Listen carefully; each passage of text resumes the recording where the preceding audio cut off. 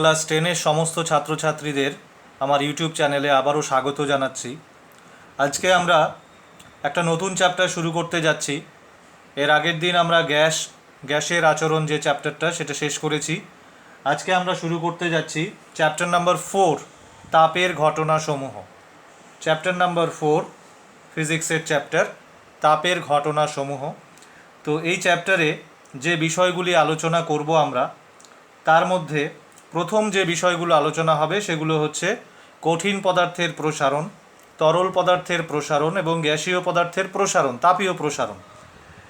তো আমরা আলাদা আলাদাভাবে এই 3 ধরনের পদার্থের প্রসারণ পড়ব এবং সব চ্যাপ্টারের শেষ অংশে আমরা তাপের পরিবহন পদ্ধতি সম্পর্কে আলোচনা করব। তো শুরু করা যাক। আমরা যেটা আজকে আলোচনা করব, কঠিন পদার্থের প্রসারণ। তোমরা সবাই জানো নিশ্চয়ই যে তাপ কি। ছোটোবেলা থেকে শুনে এসছো, ক্লাস 9-এও, ক্লাস 8 বা ক্লাস 9-এ তাপ সম্পর্কে কিছু তোমরা জেনেছো। তোমরা সবাই জানো যে তাপ হচ্ছে এক প্রকার শক্তি, যা দিলে বস্তু গরম হয় এবং যা বর্জন করলে বস্তু ঠান্ডা হয়। তো আমরা জানি, তার মানে এইটুকু আমরা জানি যে কোনো বস্তু যদি তাপ গ্রহণ করে, বস্তুকে যদি তাপ দেওয়া হয়, তাহলে তার তাপমাত্রা বাড়ে। গরম হয় মানে কি, তাপমাত্রা বাড়ে, তাই না? ধরো তোমার কাছে একটা পাত্রে কিছু পরিমাণ জল আছে। তুমি যদি একে তাপ দিতে শুরু করো, এখানে যদি একটা থার্মোমিটার লাগিয়ে রাখো, তাহলে তুমি কি দেখবে যে থার্মোমিটারের পারদ ধীরে ধীরে ঊর্ধ্বে উঠছে। তার মানে কি? তার মানে জলের তাপমাত্রা বাড়ছে, ঠিক? তো তাপ দিলে তাপমাত্রা বাড়ে, আবার তাপ নিষ্কাশন করলে, তুমি যদি তাপ দেওয়া বন্ধ করে দাও, তাহলে কি হবে? এই গরম জলটা আস্তে আস্তে তাপ বর্জন করবে, অর্থাৎ তাপ নিষ্কাশিত হবে এর থেকে, পরিবেশেও তাপ ছেড়ে দেবে এবং দেখবে থার্মোমিটারের পারদ সূত্র আস্তে আস্তে নিচে নামতে শুরু করেছে। এ থেকে বোঝা যায় যে জলের তাপমাত্রা কমছে।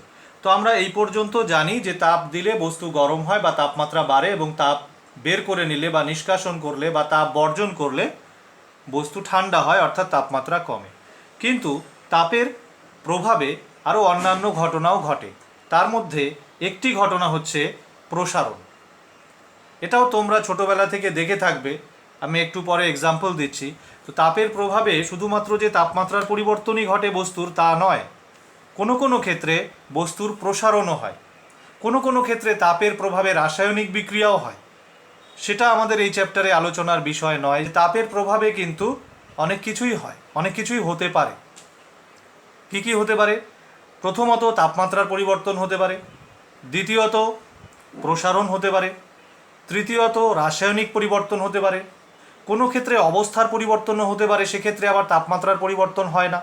যেমন ধরো এক টুকরো বরফকে, তোমার কাছে মনে করো এক টুকরো বরফ আছে, তুমি যদি তাপ দাও, তাহলে এই বরফটা গলে গিয়ে জলে পরিণত হয়। এক্ষেত্রে কিন্তু তাপমাত্রার পরিবর্তন হয় না। বরফের তাপমাত্রা যদি 0 ডিগ্রি সেলসিয়াস থাকে, জলেরও তাপমাত্রা কিন্তু 0 ডিগ্রি সেলসিয়াসই হয়। তুমি যদি পরিমাণ মতো তাপ দাও, তাহলে জল এবং বরফ উভয়ের তাপমাত্রা একই থাকে, কিন্তু দেখো স্টেট চেঞ্জ হয়ে গেল। এটা ছিল কঠিন অবস্থা, কঠিন অবস্থা থেকে কোন অবস্থায় চলে গেল? তরল অবস্থায় চলে গেল।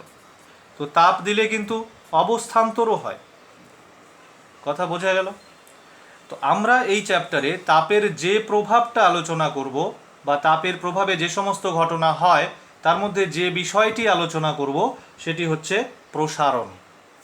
এবং কঠিন, তরল, গ্যাস সবারই প্রসারণ হয়।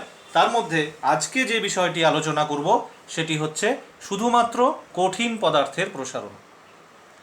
ওকে? তো কঠিন পদার্থ, তোমরা সবাই জানো কঠিন পদার্থ কি। কঠিন পদার্থের প্রসারণের উদাহরণ তোমরা ছোটবেলা থেকে দেখে আসছো। কোথায় কোথায় দেখেছো? যেমন আমি 2-1টা উদাহরণ বলি। দেখবে যে অনেক সময় বোতলের ছিপি, বোতলের মধ্যে যে ছিপি লাগানো থাকে, সেই ছিপি শক্তভাবে আটকে যায়, ওটাকে আর খোলা যায় না। সেই সময় ওকে যদি একটু গরম করা যায়, তাহলে ওটা খুলে যায়। কারণটা কি? কারণ হচ্ছে তাপীয় প্রসারণ। গরম করলে ছিপির ব্যাসার্ধ বেড়ে যায়। ধরো বোতলের মুখে এরকম একটা ছিপি লাগানো আছে, এটা ধরো বোতলের মুখ, এই ধরো ছিপিটা। তো এর একটা ব্যাসার্ধ আছে, তুমি যদি এরকমভাবে আঁকো, এটা হচ্ছে ওর ব্যাসার্ধ। এটাকে একটু গরম করলে কি হবে, এটার ব্যাসার্ধটা বেড়ে যাবে, অর্থাৎ ছিপিটার প্রসারণজনিত কারণে এর ব্যাসার্ধ বেড়ে যায়, ফলে লুজ হয়ে যায় এবং ওকে খুলতে সুবিধা হয়। তো এটা একটা কিন্তু উদাহরণ কঠিন পদার্থের তাপীয় প্রসারণের। এছাড়া তোমরা ইলেকট্রিক ইস্ত্রি বা ইলেকট্রিক হিটার, বৈদ্যুতিক চুল্লি, তোমরা বৈদ্যুতিক চুল্লি নাও দেখতে পারো, কিন্তু ইলেকট্রিক ইস্ত্রি তোমরা সবাই দেখেছো আশা করি, ঠিক আছে? ইলেকট্রিক ইস্ত্রি তো কমন, ইলেকট্রিক হিটারও মোটামুটি কমন।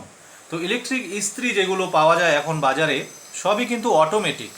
অটোমেটিক মানে কি, মানে দেখবে যে ও কিছুক্ষণ ধরে সুইচ অন করার পর কিছুক্ষণ ধরে গরম হয়, গরম হওয়ার পর আপনা আপনি বন্ধ হয়ে যায়, আবার কিছুক্ষণ পর আবার অন হয়, গরম হয়, আবার আপনা আপনি বন্ধ হয়ে যায়। তো এর ভেতরে অ্যাকচুয়ালি যে ব্যাপারটাকে ব্যবহার করা হয়, উষ্ণতা নিয়ন্ত্রক হিসাবে একটা ব্যবস্থা ব্যবহার করা হয়, সেটাকে বলে থার্মোস্ট্যাট। থার্মোস্ট্যাট মানেই হচ্ছে উষ্ণতা নিয়ন্ত্রক। থার্মোস্ট্যাট কিছুই না, থার্মোস্ট্যাট হচ্ছে দ্বিধাতব পাত দিয়ে তৈরি, দুই রকম ধাতু। দ্বিধাতব পাত কি সেটাও আমরা ডিটেলস আলোচনা করব একটু পরে। দুই রকম ধাতু দিয়ে তৈরি এক ধরনের পাত, যেখানে কঠিন পদার্থের তাপীয় প্রসারণ এর কারণে পাতটা গরম হলে বেঁকে যায়, বেঁকে গেলে বর্তনী সংযোগ ছিন্ন হয়, ফলে সার্কিট অফ হয়ে যায় এবং ইস্ত্রি বলো বা হিটার বলো সেটা অফ হয়ে যায়। আবার যখন ঠান্ডা হয় তখন আবার ওটা সোজা হয়ে যায়, আবার বর্তনী অন হয়ে যায়। তো এইভাবে কিন্তু থার্মোস্ট্যাট কাজ করে। তো থার্মোস্ট্যাটের মধ্যে যে জিনিসটা ব্যবহার করা হয় সেটা কিন্তু দ্বিধাতব পাত, এবং সেখানে যে ধর্মটাকে ব্যবহার করা হয় সেটা হচ্ছে কঠিন পদার্থের প্রসারণ। ওকে, এছাড়াও তোমরা আরও কিছু জিনিস দেখে থাকবে, যেমন ধরো রেল লাইন। রেল লাইন তো নিশ্চয়ই সবাই দেখেছো। তো রেল লাইন যা দিয়ে তৈরি, রেল লাইন রেল দিয়ে তৈরি, তাই না? এই যে লোহার পাতগুলো, যেটা লাইন আর কি, এটাকে আমরা রেইল বলি। তো এই যে রেইল, এই দুটো রেইলের মাঝখানে কিন্তু এরকম একটা পাত লাগানো থাকে, এখানে স্ক্রু থাকে, রিভেট করা থাকে, এবং মাঝখানে কিন্তু গ্যাপ থাকে। দুটো রেইল একদম মানে সংযুক্ত থাকে না। তোমরা নিশ্চয়ই এটা দেখেছো এবং এর কারণও নিশ্চয়ই জানো। কেন? কারণ যখন এর উপর দিয়ে রেলগাড়ির চাকা যায়, সেই চাকার সাথে যে লাইনের ঘর্ষণ হয়, সেই ঘর্ষণজনিত কারণে প্রচুর তাপ উৎপন্ন হয় এবং সেই তাপে কিন্তু রেলের প্রসারণ হয়, এই যে এই পাতগুলোর প্রসারণ হয়। তো প্রসারণের জায়গা রাখার জন্য এই গ্যাপটা রাখা হয়, না হলে কী হবে, লাইন বেঁকে যাবে।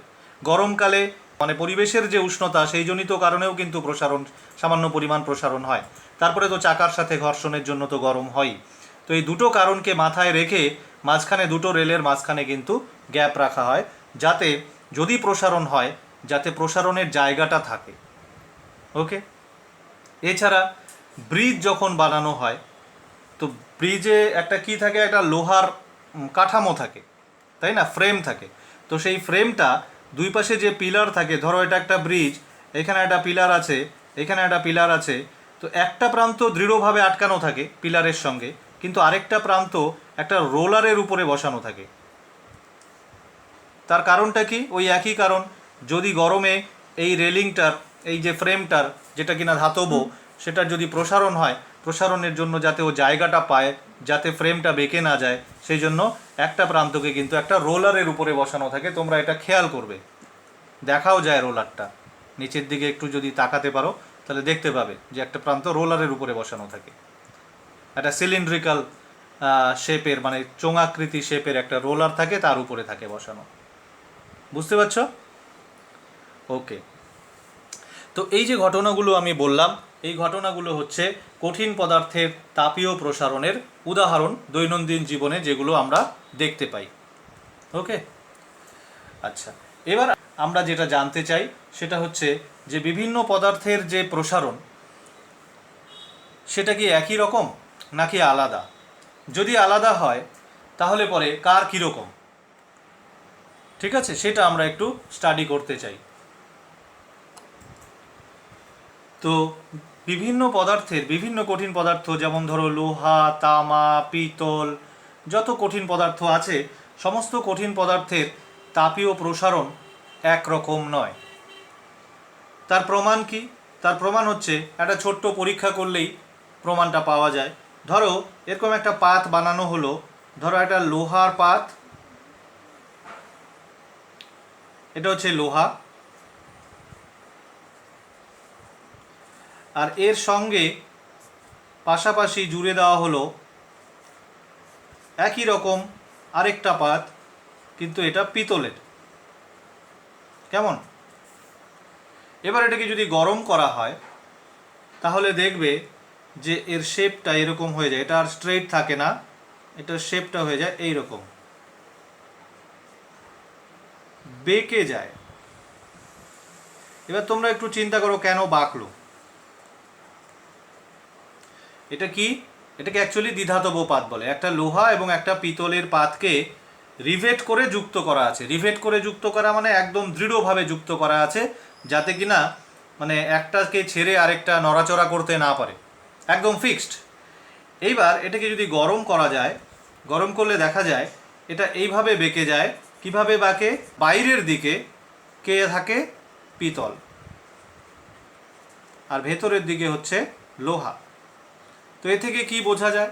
এ থেকে বোঝা যায় যে পিতলের প্রসারণ কিন্তু লোহার তুলনায় বেশি। তা না হলে কিন্তু যদি দুজনের প্রসারণ সমান হতো তাহলে কিন্তু স্ট্রেট থাকতো। ওকে, যদি লোহার প্রসারণ বেশি হতো তাহলে এই দিকে না বেঁকে উল্টো দিকে বাঁকতো। বোঝা গেল? তো এটা একটা খুব সহজ পরীক্ষা, যে পরীক্ষার সাহায্যে আমরা বুঝতে পারি যে সব পদার্থের প্রসারণ কিন্তু সমান নয়।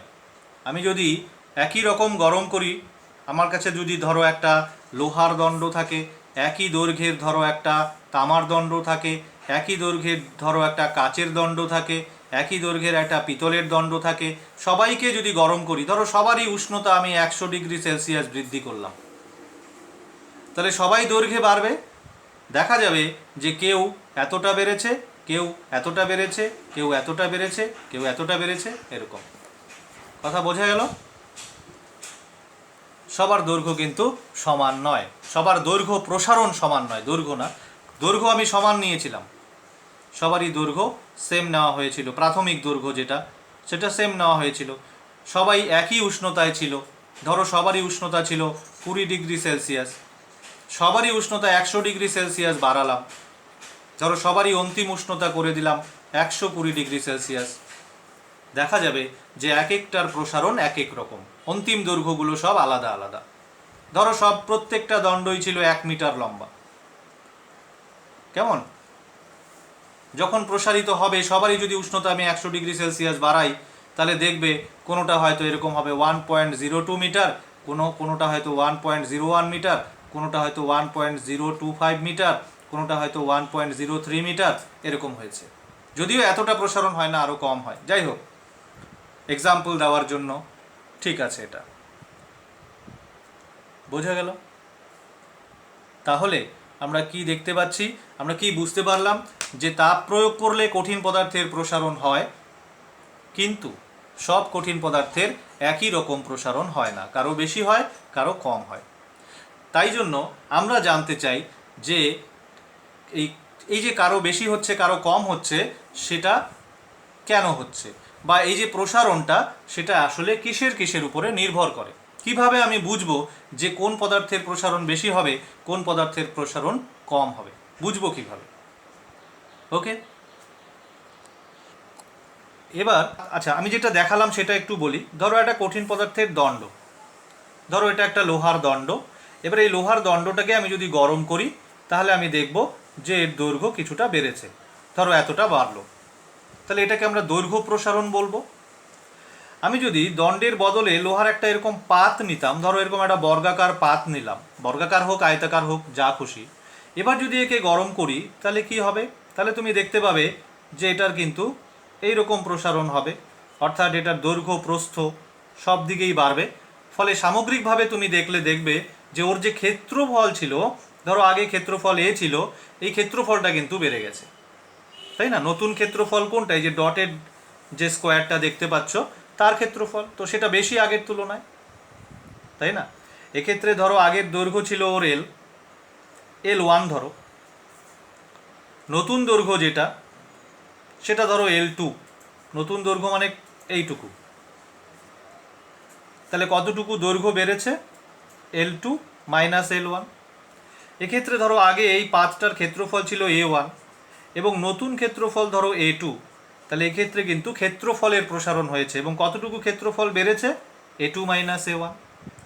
একই রকমভাবে তুমি যদি ধরো এটার বদলে একটা এরকম কিউব নিতে, ধরো লোহার তৈরি বা যে কোনো কঠিন পদার্থের তৈরি একটা এরকম ঘনক, তো তার একটা আয়তন ছিল আগে, ধরো তার আয়তন ছিল আগে V1। এবার যদি তুমি একে গরম করো তাহলে কিন্তু এর দেখতে পাবে যে সব বাহুগুলোই, অর্থাৎ দৈর্ঘ্য, প্রস্থ, উচ্চতা, ঘনকের ক্ষেত্রে সবই সমান। এটা ঘনক না হয় আয়ত ঘনক বা গোলক যা খুশি হোক, তুমি দেখবে যে সামগ্রিকভাবে ওর সব দিকই বৃদ্ধি পেয়েছে। দৈর্ঘ্য, প্রস্থ, উচ্চতা বৃদ্ধি পাওয়ার ফলে ওর আয়তন হয়ে গেছে নতুন আয়তন V2 এবং V2 গ্রেটার দ্যান V1, সুতরাং ওর আয়তনও বেড়েছে কতটা? V2 minus V1। তার মানে কঠিন পদার্থকে যদি গরম করা যায় তাহলে ওর কিন্তু দৈর্ঘ্যের প্রসারণ হয় এবং দৈর্ঘ্যের প্রসারণজনিত কারণে কিন্তু ক্ষেত্রফলেরও প্রসারণ হয়, আয়তনেরও প্রসারণ হয়। এই কথাটার মানে একটু বুঝবে আমি কেন বললাম। কারণ দৈর্ঘ্য হচ্ছে মৌলিক, ক্ষেত্রফলের প্রসারণ কেন হচ্ছে? দৈর্ঘ্যের প্রসারণ হচ্ছে বলে। কারণ কি? ক্ষেত্রফল মানে কি? ধরো এটা যদি বর্গাকার হয় তাহলে পরে ক্ষেত্রফল মানে হচ্ছে L স্কোয়ার, বাহু স্কোয়ার। এবার বাহুটা কি? বাহু তো দৈর্ঘ্য, দুটো বাহুই তো দৈর্ঘ্য। তাহলে বা যদি এটা আয়তাকার হতো, যদি এটা এরকম শেপ হতো, ধরো এর দৈর্ঘ্য ছিল A, প্রস্থ ছিল B, তাহলে আগে ওর ক্ষেত্রফল কত ছিল? A1 equal to A into B। বর্তমানে যদি এটাকে তুমি গরম করো তাহলে এটা কি আর A থাকলো? এটা চেঞ্জ হয়ে গেছে। নতুন এটাকে A ড্যাশ ধরো, নতুন বিটাকে B ড্যাশ ধরো, তাই জন্য নতুন ক্ষেত্রফল যেটা আমরা A2 বলবো সেটা হচ্ছে A dash into B dash. এবার ক্ষেত্রফল নতুন হলো কেন, অর্থাৎ ক্ষেত্রফল বাড়লো কেন? কারণ এটাও বেড়েছে, বিটাও বেড়েছে। এবার A আর B কি? একটা দৈর্ঘ্য, একটা প্রস্থ, কিন্তু প্রস্থটাও তো অ্যাকচুয়ালি একটা দৈর্ঘ্য। মাত্রাগতভাবে দেখতে গেলে তো প্রস্থটাও দৈর্ঘ্য, তাই না? সুতরাং ক্ষেত্রফল যে বাড়লো, ক্ষেত্রফল বাড়ার কারণ কিন্তু দৈর্ঘ্যের বৃদ্ধি। ক্ষেত্রফল কোনো মৌলিক রাশি নয়, তাই না? দৈর্ঘ্যটা হচ্ছে মৌলিক। তো দৈর্ঘ্য যেহেতু বাড়লো সেই জন্য ক্ষেত্রফল বাড়লো, দৈর্ঘ্য যেহেতু বাড়লো সেই জন্য এই ক্ষেত্রে আয়তনও বাড়লো। কারণ কি? আয়তন মানে দৈর্ঘ্য ইন্টু প্রস্থ ইন্টু উচ্চতা, অথবা ঘনক হলে L3। তার মানে কি? প্রত্যেকটা দিক, দৈর্ঘ্যেরও বৃদ্ধি হয়েছে, প্রস্থেরও বৃদ্ধি হয়েছে, উচ্চতারও বৃদ্ধি হয়েছে। আয়তন হচ্ছে V1 যেটা ছিল, ধরো দৈর্ঘ্য, প্রস্থ, উচ্চতা, এটা যদি আয়ত ঘনক ধরো তাহলে A into B into C। ধরো এই হচ্ছে দৈর্ঘ্য, এই হচ্ছে প্রস্থ, এই হচ্ছে উচ্চতা। নতুন আয়তন কত? V2 equal two A dash into B dash into C dash. তো আয়তন নতুন হলো কেন, আয়তন বাড়লো কেন? কারণ প্রতিটা দিক বেড়েছে। এটা A ড্যাশ হয়েছে, বিটা B ড্যাশ হয়েছে, সিটা C ড্যাশ হয়েছে। এই তিনটেই কিন্তু আসলে দৈর্ঘ্য, মাত্রাগতভাবে তিনটেই দৈর্ঘ্য, তাই না? দৈর্ঘ্যও দৈর্ঘ্য, প্রস্থও দৈর্ঘ্য, উচ্চতাও দৈর্ঘ্য। ক্লিয়ার? আয়তঘনক যদি ধরো, আর ঘনক ধরলে তো কোনো কথাই নেই, প্রত্যেকটাই দৈর্ঘ্য, প্রত্যেকটাকেই তুমি বাহু বলতে পারো বা দৈর্ঘ্য বলতে পারো, যাই যা খুশি বলো। ওকে, তাহলে আমরা যেটা বুঝলাম সেটা হচ্ছে যে কঠিন পদার্থকে গরম করলে ওর যেটা ফান্ডামেন্টাল প্রসারণ হয় সেটা হচ্ছে দৈর্ঘ্যের, এবং দৈর্ঘ্যের প্রসারণজনিত কারণে ওর ক্ষেত্রফলের প্রসারণ হয় এবং আয়তনেরও প্রসারণ হয়। ওকে, তো আমরা এবার এই তিন ধরনের প্রসারণ সম্পর্কিত তিনটা রাশি সম্পর্কে পড়ব, যাদেরকে বলা হয় প্রসারণ গুণাঙ্ক। দৈর্ঘ্য প্রসারণ গুণাঙ্ক, ক্ষেত্র প্রসারণ গুণাঙ্ক এবং আয়তন প্রসারণ গুণাঙ্ক। ক্লিয়ার? তো সেইখানে আমরা এবার যাচ্ছি। তো প্রথমে যেটা পড়ব সেটা হচ্ছে দৈর্ঘ্য প্রসারণ গুণাঙ্ক। ধরো এই যে দণ্ডটা, এটার দিকেই তাকাও, এটা দিয়েই বলি। দণ্ডটার দৈর্ঘ্য ছিল L1। ধরো, আচ্ছা এখানে আবার আঁকি। ধরো এই ছিল তোমার দণ্ডটা, যার দৈর্ঘ্য ছিল L1। এবার ধরো L1 যে দৈর্ঘ্যটা ছিল, এটা ছিল হচ্ছে, তখন ওর উষ্ণতা ছিল T1। T1 উষ্ণতায় ওর দৈর্ঘ্য L1 ছিল। গরম করলে, গরম করে করে ধরো এর উষ্ণতা নিয়ে গেলে T2-তে, তখন ওর দৈর্ঘ্য হয়ে গেল L2। তাহলে দৈর্ঘ্য বাড়লো কতটা? দৈর্ঘ্য বেড়েছে হচ্ছে, দৈর্ঘ্য বৃদ্ধি is equal two L2 minus L1। এই যে ধরো এই পর্যন্ত বেড়েছে, এইটুকু L1 ছিল। ধরো A থেকে B পর্যন্ত L1 ছিল, B বিন্দুটা ধরো এটা C বিন্দুতে চলে আসলো। এখন A থেকে C পর্যন্ত হচ্ছে L2। ক্লিয়ার? তাহলে দৈর্ঘ্য বেড়েছে হচ্ছে L2 মাইনাস L1। তো পরীক্ষা করে দেখা গেছে বিভিন্ন দৈর্ঘ্যের দণ্ড নিয়ে তাপমাত্রার বিভিন্নভাবে পরিবর্তন করে দেখা গেছে যে এই যে দৈর্ঘ্য বৃদ্ধিটা, এই দৈর্ঘ্য বৃদ্ধিটা দুটি রাশির সমানুপাতিক। সেটা হচ্ছে it varies as L1 and T2 minus T1। অর্থাৎ কার কার সাথে সমানুপাতি? প্রাথমিক দৈর্ঘ্যের সঙ্গে সমানুপাতি এবং উষ্ণতা বৃদ্ধির সঙ্গে সমানুপাতি। মানেটা একটু বুঝবে। মানেটা হচ্ছে যে আমরা যদি ধরো এরকম একটা দণ্ড নেই আর এরকম একটা দণ্ড নেই যার দৈর্ঘ্য একটু বেশি এবং দুজনেরই উষ্ণতা একই পরিমাণ বৃদ্ধি করি, ধরো দুজনেরই উষ্ণতা বৃদ্ধি করলাম 100 ডিগ্রি সেলসিয়াস, তাহলে দেখবে যে এটার প্রসারণের তুলনায় এটা যদি এইটুকু প্রসারণ হয়ে থাকে, এটার প্রসারণ বেশি হয়। তার মানে কি দৈর্ঘ্য বৃদ্ধি যেটা হচ্ছে, এই যে দৈর্ঘ্য বৃদ্ধি L2 মাইনাস L1, এটা কিন্তু প্রাথমিক দৈর্ঘ্যের সমানুপাতিক। প্রাথমিক দৈর্ঘ্য যত বেশি হবে, যেমন এটার প্রাথমিক দৈর্ঘ্য বেশি ছিল, উষ্ণতা বৃদ্ধি সেম হওয়া সত্ত্বেও এটারও 100 ডিগ্রি উষ্ণতা বাড়ানো হয়েছে এটারও, কিন্তু এটার যেহেতু প্রাথমিক দৈর্ঘ্যটা একটু বড় ছিল তাই এর দৈর্ঘ্য বৃদ্ধিটা কিন্তু একটু বেশি হবে। তার মানে দৈর্ঘ্য বৃদ্ধিটা প্রাথমিক দৈর্ঘ্যের সঙ্গে সমানুপাতিক। আরেকটা কথা সেটা হচ্ছে ধরো দুটি দণ্ড নিলে একই উপাদানের, এখানেও কিন্তু দণ্ড দুটি একই উপাদানের ছিল, ওকে। ধরো দুটি দণ্ড নিলে তাদের দৈর্ঘ্য একই, এবার এদের উষ্ণতা, ধরো এটার উষ্ণতা বৃদ্ধি করলে 100 ডিগ্রি সেলসিয়াস, এটার উষ্ণতা বৃদ্ধি করলে মনে করো 200 ডিগ্রি সেলসিয়াস, 200 ডিগ্রি সেলসিয়াস। তুমি দেখবে এটার দৈর্ঘ্য যতটা বাড়বে তার তুলনায় এটার দৈর্ঘ্য দ্বিগুণ বাড়বে, এই দণ্ডটার দৈর্ঘ্য ডাবল বাড়বে। ধরো এটা যদি 0.01 সেন্টিমিটার বৃদ্ধি পায় এটার দৈর্ঘ্য, তাহলে এটার দৈর্ঘ্য বাড়বে হচ্ছে 0.02 সেন্টিমিটার। কথা বুঝতে পারলে? তার মানে কতটা দৈর্ঘ্য বাড়বে, দৈর্ঘ্যের বৃদ্ধি কতটা হবে সেটা কিন্তু উষ্ণতা বৃদ্ধিরও সমানুপাতিক। এক্ষেত্রে উষ্ণতা বৃদ্ধি করা হয়েছিল 100 ডিগ্রি সেলসিয়াস, এক্ষেত্রে করা হয়েছিল 200 ডিগ্রি সেলসিয়াস। যদিও দণ্ড দুটি একই উপাদানের, যদিও দণ্ড দুটির প্রাথমিক দৈর্ঘ্য একই, কিন্তু তবুও দেখা গেল যে দ্বিতীয় দণ্ডটির ক্ষেত্রে দৈর্ঘ্যের বৃদ্ধি প্রথমটির তুলনায় ডাবল হয়েছে। তার মানে দৈর্ঘ্য বৃদ্ধি কিন্তু, এই যে দৈর্ঘ্য বৃদ্ধি L2 মাইনাস L1 যেটাকে আমরা লিখেছি, সেটা কিন্তু উষ্ণতা বৃদ্ধির সঙ্গেও সমানুপাতিক। উষ্ণতা বৃদ্ধি যদি ডাবল হয় তাহলে দৈর্ঘ্য বৃদ্ধিও ডাবল হবে, উষ্ণতা বৃদ্ধি যদি অর্ধেক হয় তাহলে দৈর্ঘ্য বৃদ্ধিও অর্ধেক হবে। তাহলে দৈর্ঘ্য বৃদ্ধি এই রাশিটা দুটো রাশির সাথে সমানুপাতি, একটা হচ্ছে প্রাথমিক দৈর্ঘ্য আরেকটা হচ্ছে উষ্ণতা বৃদ্ধি। কেমন? এবার আমরা যদি দৈর্ঘ্য বৃদ্ধি সত্যি সত্যি জানতে চাই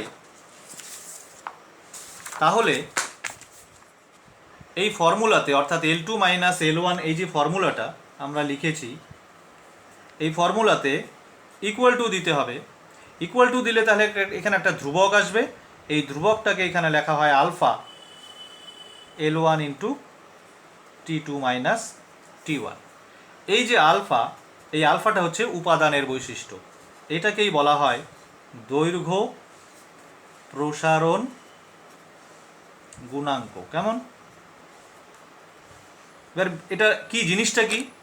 এইটা হচ্ছে উপাদানের বৈশিষ্ট্য। উপাদানের বৈশিষ্ট্য কীরকম, কীভাবে বুঝবে? আমি একটু আগে বললাম যে যদি দুটি দণ্ড নাও, ধরো এটা একটা দণ্ড আর এটা একটা দণ্ড, ধরো এটার চাইতে এটার দৈর্ঘ্য ডাবল, দুটোরই যদি 100 ডিগ্রি সেলসিয়াস উষ্ণতা বাড়াও তাহলে দেখবে যে এটার প্রসারণ যা হবে, যদি এটার প্রসারণ 0.01 সেন্টিমিটার হয় তাহলে এটার প্রসারণ হবে 0.02 সেন্টিমিটার।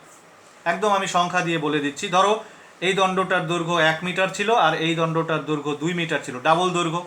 প্রাথমিক দৈর্ঘ্য ডাবল হলে উষ্ণতা একই পরিমাণ বৃদ্ধি করা সত্ত্বেও দৈর্ঘ্যের বৃদ্ধি কিন্তু ডাবল হবে। ওকে, এই সম্পর্কে যেটা L2 minus L1 varies S L1 ছিল, অর্থাৎ দৈর্ঘ্য বৃদ্ধি, এটা কিন্তু দৈর্ঘ্য বৃদ্ধি মনে রাখবে, এটাকে আমি দৈর্ঘ্য বৃদ্ধি হিসাবে লিখেছি। তাহলে দৈর্ঘ্য বৃদ্ধি কিন্তু প্রাথমিক দৈর্ঘ্যের সমানুপাতিক, এটা আমরা পড়লাম, বুঝলাম একটু আগে। আরেকটা যেটা পড়লাম সেটা হচ্ছে ধরো একই উপাদানের দুটো একই দৈর্ঘ্যের দণ্ড, একটার উষ্ণতা বাড়ানো হয়েছে 100 ডিগ্রি সেলসিয়াস, আরেকটার উষ্ণতা বাড়ানো হচ্ছে 200 ডিগ্রি সেলসিয়াস। এটার যদি দৈর্ঘ্য বৃদ্ধি 0.01 সেন্টিমিটার হয় তাহলে এটার হবে 0.02 সেন্টিমিটার। কথা বুঝতে পারছো? তার মানে দৈর্ঘ্য বৃদ্ধি কিন্তু উষ্ণতা বৃদ্ধির সঙ্গেও সমানুপাতিক। তুমি যদি ডাবল উষ্ণতা বাড়াও তাহলে ডাবল দৈর্ঘ্য বাড়বে। এইবার থার্ড যে কোয়ান্টিটিটা আসলো আলফা, এটা কি দেখো, ধরো দুটি দণ্ড নিলে তাদের দৈর্ঘ্য একই, কিন্তু একটা উপাদান এ আরেকটা উপাদান বি। ধরো একটা হচ্ছে লোহা,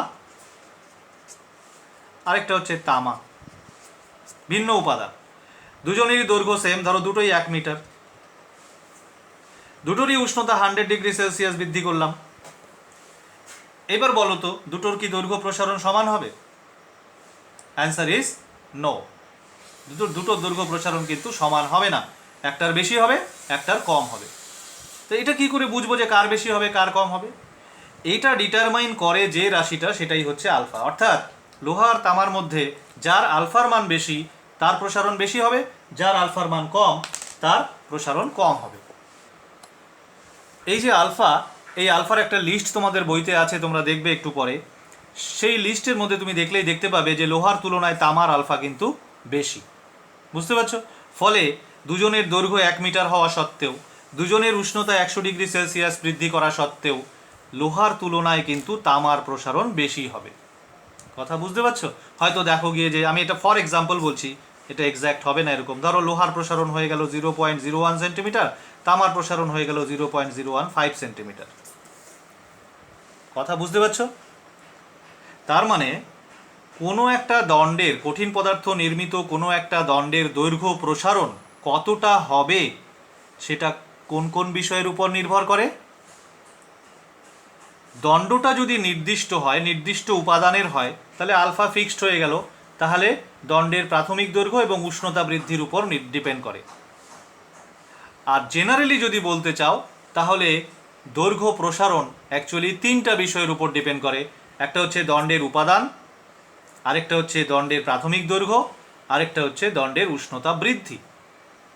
এবং এটাই হচ্ছে দৈর্ঘ্য বৃদ্ধির ফর্মুলা। উষ্ণতা বাড়ালে বা গরম করলে যেমন দৈর্ঘ্য বৃদ্ধি হয়, সেরকম কিন্তু ঠান্ডা করলে দৈর্ঘ্য হ্রাসও হয়। তো দৈর্ঘ্য হ্রাসেরও ফর্মুলা এটা। সোজা কথায় জেনারেলি বলতে পারো এটা দৈর্ঘ্য পরিবর্তনের ফর্মুলা। কথা বুঝতে পারছো? তো এই ফর্মুলাটা কিন্তু আমাদের মনে রাখতে হবে। এই যে ফর্মুলাটা পেলাম দৈর্ঘ্য পরিবর্তন, দৈর্ঘ্য বৃদ্ধি বা দৈর্ঘ্য হ্রাসের ফর্মুলা কি, আমি এখানে ফর্মুলাটা এইভাবে লিখে দিই, দৈর্ঘ্য বৃদ্ধি হিসাবেই লিখছি। হ্যাঁ, দৈর্ঘ্য বৃদ্ধি বা হ্রাস দুটোই লিখে দিলাম, যাও, ইজ ইকুয়াল টু কি, L1 মানে কি, প্রাথমিক দৈর্ঘ্য, ইন্টু আলফা, আলফা মানে কি, দৈর্ঘ্য প্রসারণ গুণাঙ্ক, কার, দণ্ডটা যে উপাদান দিয়ে তৈরি তার, ইন্টু উষ্ণতা কি লিখব, পরিবর্তন, বৃদ্ধি অথবা হ্রাস। পরিবর্তন লিখলে একবারে দুটোই বোঝায়। এইটা হচ্ছে দৈর্ঘ্য বৃদ্ধি বা হ্রাসের ফর্মুলা। এইভাবে এই ফর্মুলাটা কিন্তু মনে রাখবো আমরা। ওকে, এবার দেখো এইখানে যে নতুন রাশিটার সাথে আমাদের পরিচয় ঘটলো সেটা হচ্ছে এই আলফা। এই আলফাকে আমরা এখান থেকে ডিফাইন করতে পারি। দেখো আলফা তাহলে কি, তাহলে আলফা ইকুয়াল টু হচ্ছে L2 minus L1 divided by L1 into T2 minus T1। এটাই হচ্ছে আলফার ফর্মুলা। এখান থেকেই আমরা আলফার সংজ্ঞা দিই।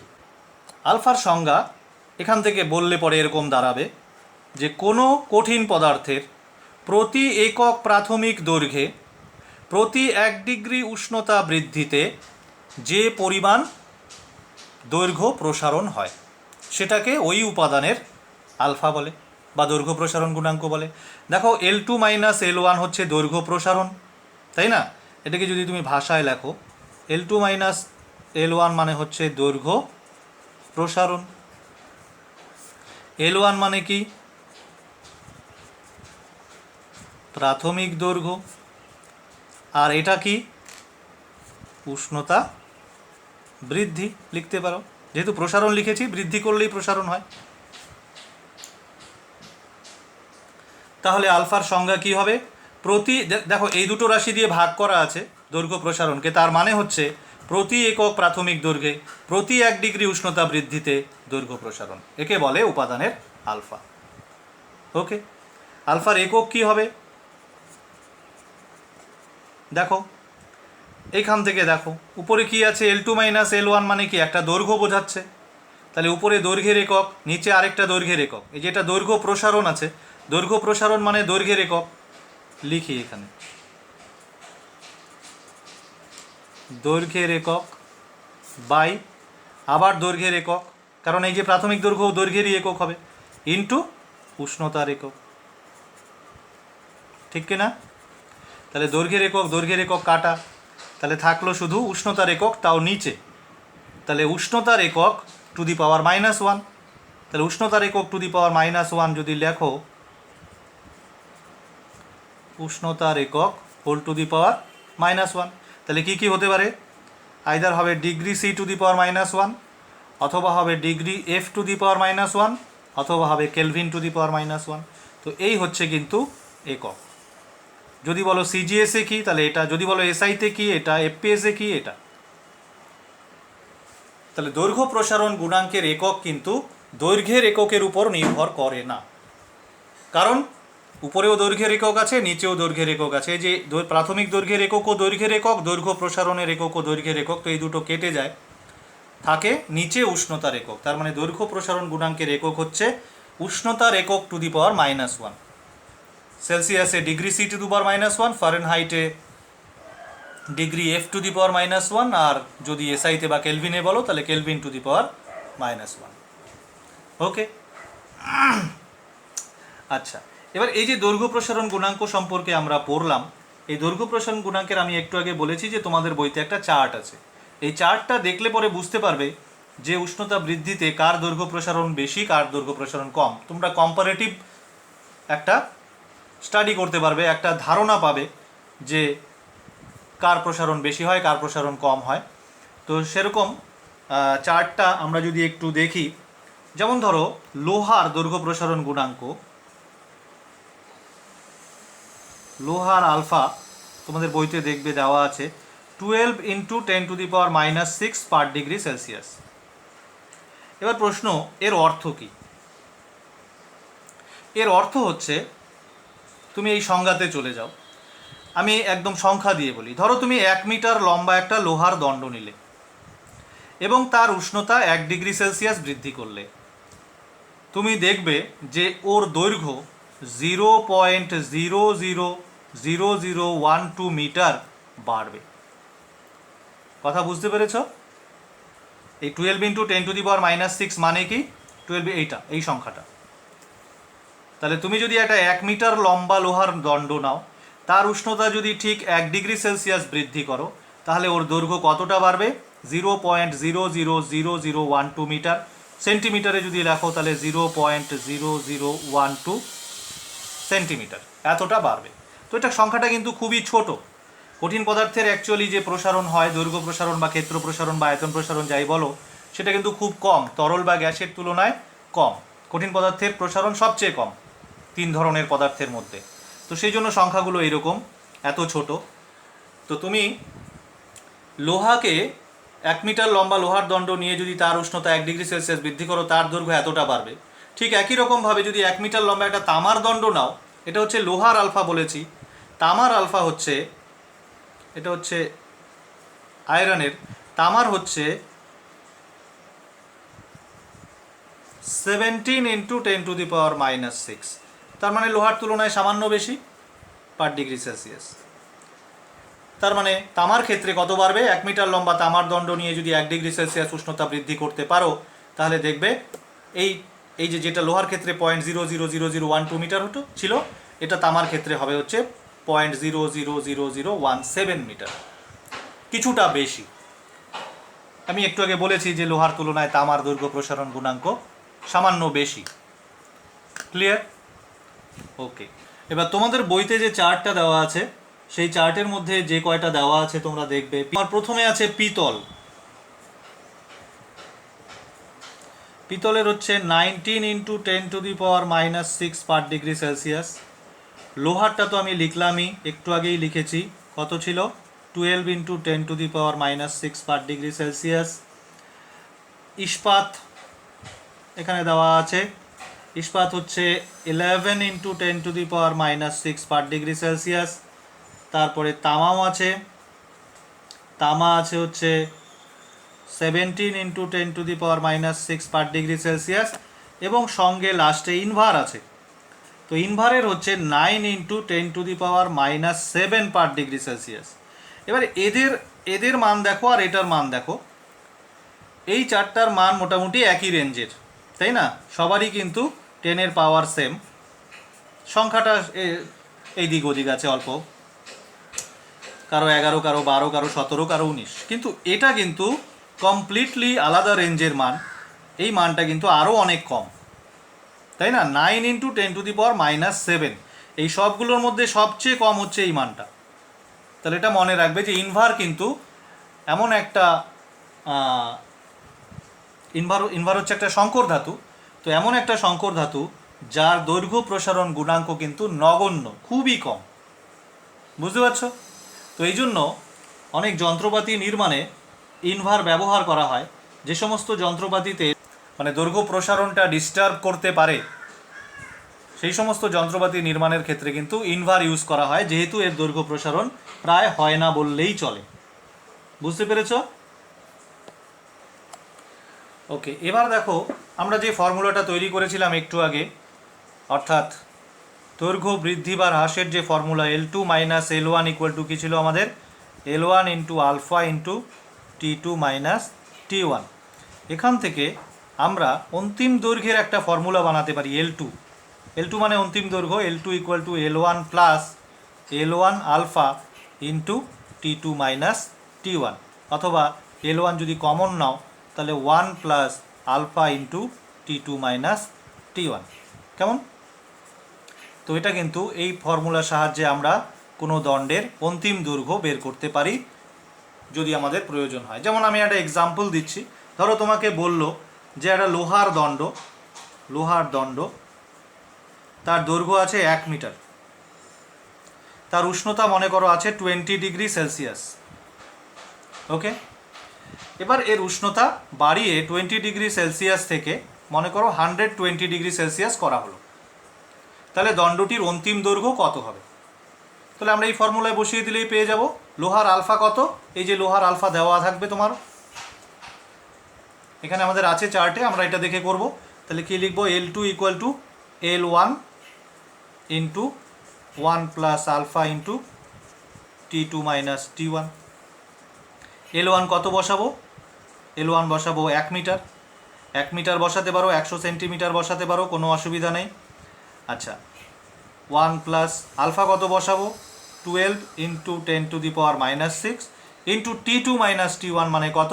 T2 মানে 120, T1 মানে 20। T2 মাইনাস T1 মানে সরাসরি এখানে আলাদা করে যদি লেখো, T2 মাইনাস T1 মানে হচ্ছে 120 minus 20, that means 100 degree Celsius. তাহলে 100 দিয়ে মাল্টিপ্লাই করে দাও, তাহলে এটা কত হবে? এটা হবে 1 প্লাস, এখান থেকে 10⁻⁻4 হয়ে যাবে, এটা 10⁻⁻4 হয়ে গেলে এটা হবে 0.0012 এত মিটার। তার মানে 1.0012 মিটার, এটা হবে ওর দৈর্ঘ্য। কথা বোঝা গেল?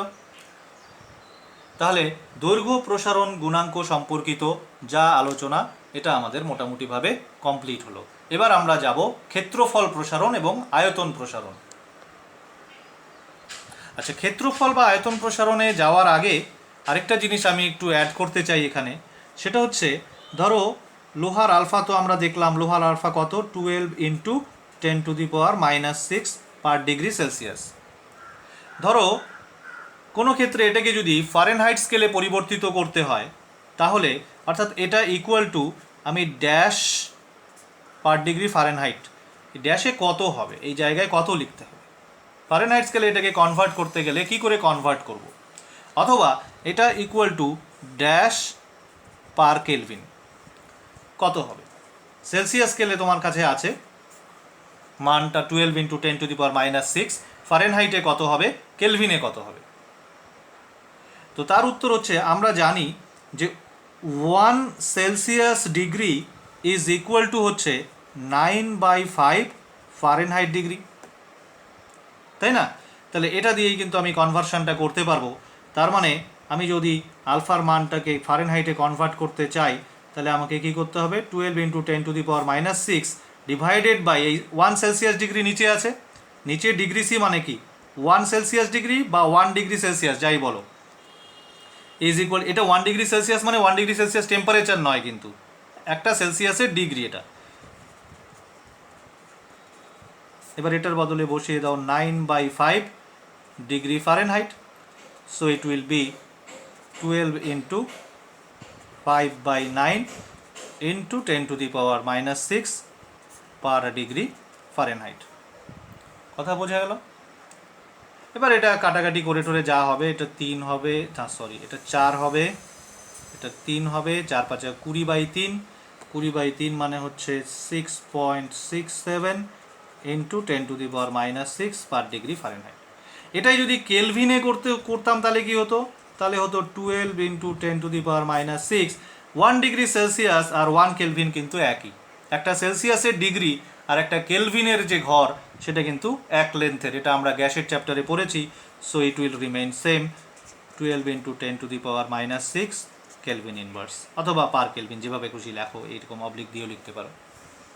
ওকে, তাহলে এই কনভার্সন ফ্যাক্টরটা কিন্তু মনে রাখতে হবে যে alpha in Fahrenheit scale will be equal to কত হবে 5/9 into alpha in Celsius scale, and alpha in kelvin scale is equal to alpha in Celsius scale. বুঝতে পেরেছ? এটা বুঝতে পেরেছ? এই দেখো, এই যে আলফাকে কত দিয়ে গুণ করতে হয়েছে? 5/9 দিয়ে। 9/5 নিচে ছিল, উপরে গিয়ে 5/9, তার মানে সেলসিয়াস স্কেলের আলফাকে যদি 5/9 দিয়ে মাল্টিপ্লাই করো তাহলে ওটা ফারেনহাইট স্কেলে আলফা হয়ে যাবে। আর সেলসিয়াস স্কেলের আলফার মান আর কেলভিন স্কেলে আলফার মান কিন্তু একই। পরিষ্কার? অ্যাকচুয়ালি স্কেলে বলা একটু ভুল, হ্যাঁ, মানে তাপমাত্রার এককটা যদি সেলসিয়াস হয় তাহলে আলফার মান যা হবে, তাপমাত্রার একক যদি কেলভিন হয় তাহলে আলফার মান সেম হয়, আর তাপমাত্রার একক যদি ফারেনহাইট হয় সেক্ষেত্রে সেলসিয়াসের যে আলফা সেটাকে 5/9 দিয়ে মাল্টিপ্লাই করতে হয়, গুণ করতে হয়। ওকে, তো এই বিষয়টুকুও আমি অ্যাড করলাম দৈর্ঘ্য প্রসারণ গুণাঙ্কের ক্ষেত্রে। এবার আমরা চলে যাব ক্ষেত্র প্রসারণ এবং আয়তন প্রসারণে। চলো, ক্ষেত্র প্রসারণ। অলরেডি আমি ক্ষেত্র প্রসারণের ব্যাপারটা তোমাদের বলে দিয়েছি। ব্যাপারটা কি? ধরো এরকম একটা আয়তাকার পাত আছে তোমার কাছে, যার দৈর্ঘ্য এ, প্রস্থ বি, সুতরাং এর একটা ক্ষেত্রফল আছে বর্তমানে A1, ধরো ক্ষেত্রফল কত a ইন্টু বি, দৈর্ঘ্য ইন্টু প্রস্থ। যদি একে তুমি গরম করো তাহলে ওর ক্ষেত্রফল বাড়বে। কেন বাড়বে সেটা আমি বলেছি, কারণ ওর দৈর্ঘ্যও বাড়বে, প্রস্থও বাড়বে। ফান্ডামেন্টাল প্রসারণ দৈর্ঘ্যেরই হয় এবং সেই জন্য ওর নতুন দৈর্ঘ্য প্রস্থ যেটা হবে সেই অনুযায়ী ওর নতুন ক্ষেত্রফল হবে। নতুন দৈর্ঘ্য যদি A' হয়, নতুন প্রস্থ যদি B' হয়, এই যে তোমার A', এই যে তোমার B', তাহলে এইটা হবে। ওকে, তো এই ক্ষেত্রে ক্ষেত্র প্রসারণ গুণাঙ্ক বলে আরেকটা রাশি প্রচলিত আছে, তো একই রকম হবে। দৈর্ঘ্য প্রসারণ গুণাঙ্কের সংজ্ঞা যেহেতু আমরা পেয়ে গেছি, বুঝে গেছি, সুতরাং ক্ষেত্র প্রসারণ গুণাঙ্কের সংজ্ঞাও কিন্তু আলাদা হবে না। কি হবে? বিটা, এটাকে বিটা লেখা হয়, এটা হবে A2 minus A1 by A1 into T2 minus T1। Okay, তাহলে সংজ্ঞা দেওয়ার সময় একদম দৈর্ঘ্য প্রসারণ গুণাঙ্কের যেরকম সংজ্ঞা তাই হবে, শুধু দৈর্ঘ্যের জায়গায় ক্ষেত্রফল বসবে, কথাটা দৈর্ঘ্যের জায়গায় বসবে ক্ষেত্রফল, তাই না? প্রতি একক প্রাথমিক ক্ষেত্রফলে প্রতি 1 ডিগ্রি উষ্ণতা বৃদ্ধিতে যে পরিমাণ ক্ষেত্র প্রসারণ বা ক্ষেত্রফল প্রসারণ হয় তাকে ওই উপাদানের ক্ষেত্র প্রসারণ গুণাঙ্ক বলে। পরিষ্কার? এর একক কি হবে? এরও একক একই, ডিগ্রি C⁻⁻1 অথবা ডিগ্রি F⁻⁻1 অথবা কেলভিন টু দি পাওয়ার -1। কেন? কারণ উপরে ক্ষেত্রফল, নিচে ক্ষেত্রফল আর তাপমাত্রা, ক্ষেত্রফল ক্ষেত্রফল কাটা। একক হিসাবে যদি দেখো, ক্ষেত্রফলের একক উপরেও আছে, ক্ষেত্রফলের একক নিচেও আছে, কাটা যাবে, সুতরাং তাপমাত্রার একক যেটা সেটা নিচে থাকবে। ওকে, এখান থেকে তুমি যদি A2 বের করতে চাও তাহলে A2 ইকুয়াল টু একদম ওই দৈর্ঘ্যের মতোই ফর্মুলা আসবে, A1 ইন্টু 1 প্লাস শুধু আলফার জায়গায় কি আসবে? Beta, beta into T2 minus T1। এটা হচ্ছে অন্তিম ক্ষেত্রফলের ফর্মুলা। ওকে ওকে, এবার দেখো এই যে ক্ষেত্র প্রসারণ, এই ক্ষেত্র প্রসারণের সঙ্গে ক্ষেত্র প্রসারণ গুণাঙ্ক, যেটাকে আমরা বিটা বললাম, যাকে আমরা এখনই ডিফাইন করলাম, এর সাথে দৈর্ঘ্য প্রসারণ গুণাঙ্কের সম্পর্ক আছে। কেন সম্পর্ক আছে? খুব স্বাভাবিক। আমি বলছি যে অ্যাকচুয়ালি ক্ষেত্রফল প্রসারণ কেন হয়? দৈর্ঘ্যের প্রসারণের জন্যই তো হয়। সুতরাং নিশ্চয়ই বিটার সাথে আলফার কিন্তু সম্পর্ক থাকবে। তো সম্পর্কটা কীরকম? সম্পর্কটা আমরা কিন্তু বের করতে পারি, যদিও তোমাদের বইতে, মাধ্যমিক লেভেলের বইতে এটা থাকবে না, তবু আমি করে দিচ্ছি এক্সট্রা। দেখো, এই যে এটুকে আমি কি লিখতে পারি? A dash B dash. এবার এ ড্যাশ মানে কি? অন্তিম দৈর্ঘ্য, যেটা এ ছিল আগে। তাহলে এটাকে লিখতে পারি এ ইন্টু 1 প্লাস আলফা টি। ধরো আমি টি পরিমাণ উষ্ণতা বাড়িয়েছি, মানে এইটাই টি ধরলাম, T2 মাইনাস T1টাকে টি ধরলাম। তাহলে তোমার যেটা এ ড্যাশ মানে কি? এ ড্যাশ মানে L2, মানে L1 মানে A, into 1 plus alpha into T2 minus T1 মানে টি। আর বি ড্যাশ মানে কি? একই রকম, B into 1 plus alpha T, কারণ বিও তো একটা দৈর্ঘ্য। তাহলে এটা হয়ে গেল A B into 1 plus alpha T তার হোল স্কোয়ার। এ বি মানে কি? এ বি মানে আগের ক্ষেত্রফল A1, আর এটাকে যদি ভাঙো তাহলে এটা হবে 1 প্লাস 2 আলফা টি প্লাস আলফা স্কোয়ার টি স্কোয়ার। এটাকে না এরকম লেখা যায় 1 প্লাস 2 আলফা টি। কারণ কি আলফার মান কীরকম হয়? তুমি একটু আগে দেখেছো যে একটা আলফা, লোহার আলফা কীরকম হয়? 12 ইন্টু 10⁻⁻6। এবার যদি এটাকে স্কোয়ার করো তাহলে ভাবো এটা কি হবে? এই সংখ্যাটা অ্যাকচুয়ালি কত ছিল? এই সংখ্যাটা ছিল 0.000012, তাই ছিল তো? এবার যদি স্কোয়ার করো তাহলে এটা হবে 144 ইন্টু 10⁻12। ভাবতে পারছো কত হবে এটা? 0. এইটার আগে 9টা শূন্য, 1 2 3 4 5 6 7 8 9 144 পার ডিগ্রি সেলসিয়াস, পার ডিগ্রি সেলসিয়াস। ভাবতে পারছো এটা কীরকম সংখ্যা? একদম ছোট, খুবই ছোট। সুতরাং এই টার্মটাকে আমরা না লিখলেও চলবে, এর সাথে যোগ করি বা না করি কিছু যায় আসে না। তাহলে A2 ইকুয়াল টু এটা আসলো। আর একটু আগে আমরা দেখলাম A2 ইকুয়াল টু কী হওয়া উচিত? এটা, মানে বিটা দিয়ে যদি A2 বের করো, বিটা দিয়ে, তাহলে এটা কী হবে? A1 into 1 plus T2 minus T1 এর জায়গায় টি হবে। এবার এই দুটো তুলনা করলে কি পাবা? দেখো, বিটা ইকুয়াল টু তুমি পাচ্ছ 2 আলফা। এটা হচ্ছে আলফা আর বিটার সম্পর্ক। বুঝে গেলাম? বিটা ইকুয়াল টু 2 আলফা লিখতে পারো, অথবা alpha equal to beta by 2 লিখতে পারো, যেভাবে খুশি। ওকে, আচ্ছা, এবার চলে যাই আমরা আয়তন প্রসারণে।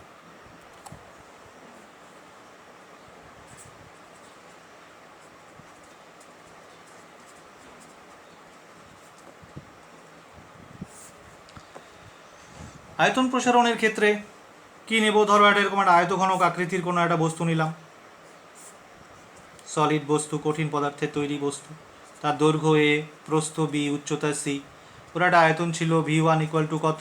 ABC। এবার এটাকে যদি আমি গরম করি তাহলে পরে এরকমভাবে ওর দৈর্ঘ্য বাড়বে, প্রস্থ বাড়বে, উচ্চতা বাড়বে, ফলে সামগ্রিকভাবে ওর আয়তনও বাড়বে। নতুন আয়তন V2 ধরলাম। কত হবে নতুন আয়তন? A dash B dash C dash. এবার আয়তন প্রসারণ গুণাঙ্ককে আমরা লিখি গামা। গামার ডেফিনেশন হচ্ছে V2 minus V1 divided by V1 into T2 minus T1। গরম করলে আমরা T1 থেকে T2 করেছি উষ্ণতা, তাহলে এটা হচ্ছে আয়তন প্রসারণ গুণাঙ্কের সংজ্ঞা। একদম একই রকম সংজ্ঞা, এককও একই, কোনো কিছু আলাদা নেই। শুধু এবার ক্ষেত্রফলের জায়গায় আয়তন কথাটা ইউজ হবে। একক একই, পার ডিগ্রি সেলসিয়াস অথবা পার ডিগ্রি ফারেনহাইট অথবা পার কেলভিন। এখান থেকে যদি V2 ফর্মুলা বের করতে চাও তাহলে V1 into 1 plus gamma into T2 minus T1। T2 minus T1কে যদি টি লিখতে চাও তাহলে এটা আসবে 1 প্লাস গামা ইন্টু টি, সংক্ষেপে লিখলে এরকম। এবার দেখো, আয়তন প্রসারণ গুণাঙ্কের সাথেও কিন্তু আলফার সম্পর্ক আছে, কারণ আয়তন প্রসারণও কিন্তু দৈর্ঘ্যের জন্যই হয়, এটাও বলেছি আমি। তাহলে V2কে আমি এরকম লিখতে পারি A into 1 plus alpha T, B into 1 plus alpha T, মানে A ড্যাশের জায়গায় এটা বসলো, বি ড্যাশের জায়গায় এটা বসবে, সি ড্যাশের জায়গায় কি বসবে? C into 1 plus alpha t. এবার দেখো, A B C into 1 plus alpha t whole cube. A B C মানে V1, আর এই 1 plus alpha t whole cube মানে কি হবে? 1 প্লাস 3 আলফা টি প্লাস 3 আলফা স্কোয়ার টি square plus alpha cube t cube. এবার একটু ভাবো কী করা যেতে পারে? এগুলো বাদ দিতে পারি। কারণ আগের বার আলফা স্কোয়ারকেই বাদ দিয়েছিলাম, এবার আলফা কিউবও আছে, আরও ছোট হয়ে যাবে। সো এটাকে লিখতে পারি 1 প্লাস 3 আলফা টি, সামনে অবশ্যই V1 থাকবে।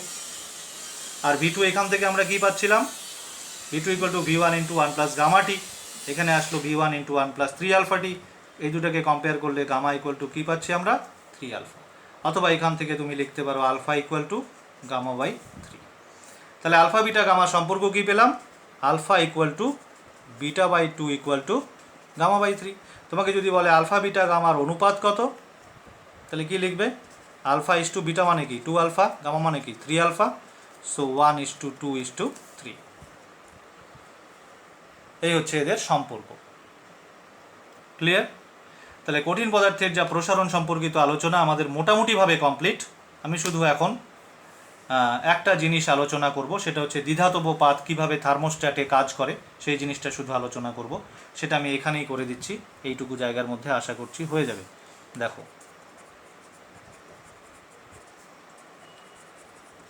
দ্বিধাতব পাত জিনিসটা কি, জিনিসটা হচ্ছে এরকম একটা ধাতব পাত।